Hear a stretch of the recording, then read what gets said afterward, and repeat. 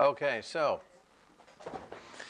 I want you to get into Photoshop, and I want you to put one of your photos onto a US letter size Photoshop document.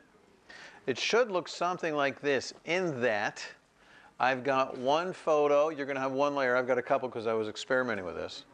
And half the page is going to be blank, and half the page is going to have a photo in it.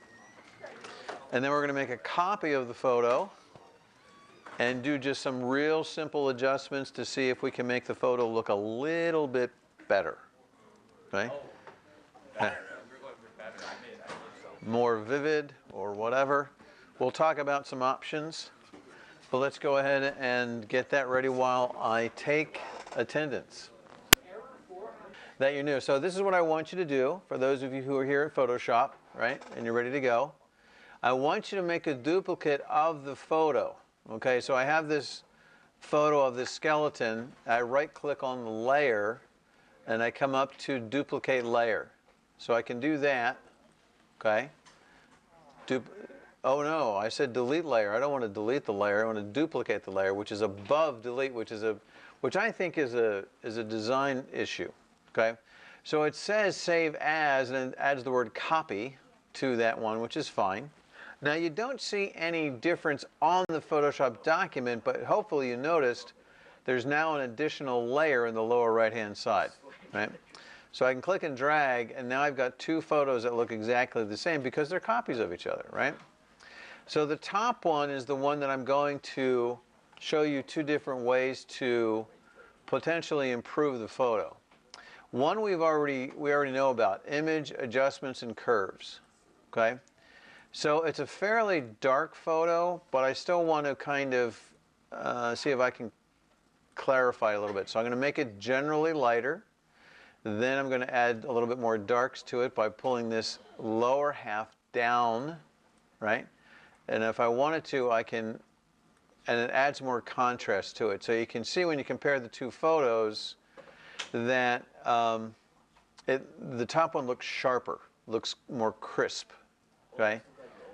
Now, the other thing that you can do, once you get it, well, yeah, we can do it. We can do filter, blur gallery, right? I'm going to do iris blur. What does that do? So when oh, there we go. I click, and I can expand this out vertically and horizontally. And then this in the middle, it'll blur around the outside of the circle, and it will blur as much as I want it to. So it can sort of add focus to the image if I want it to, right? So then I click OK up at the top or somewhere. It will add the blur. Now if I go back and add my curves,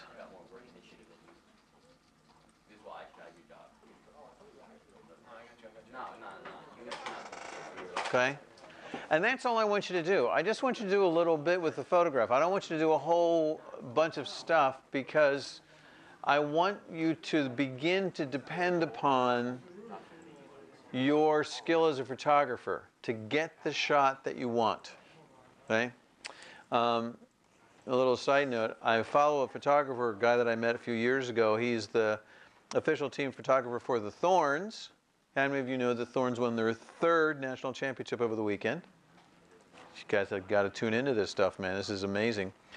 And he took, during that one game, the championship game, he took over 6,300 photographs. 6,300 photographs. Now, I say, yay, go team for digital photography, because if it was film, he never would have gotten that many taken. Anyway, so, but he's one of these photographers that says if you can't capture it when you hit the shutter, then you're not a photographer. So on the one hand, we worked with that when we went around to the different stations, but now we can just tweak it just a little bit. And when we tweak it just a little bit, we're training our eye to notice a better photograph, right? And that's kind of where we're going with this. That's why I don't want you to do a whole ton of stuff. So what's going to happen in the layers is I'm going to see what you added to that layer, to that photograph. That's why I need the Photoshop document for assignment 4. Okay? So let's see, blur gallery. And then we're going to do iris, blur. Okay. Now we've got about a little over 15 minutes until the bell's going to ring.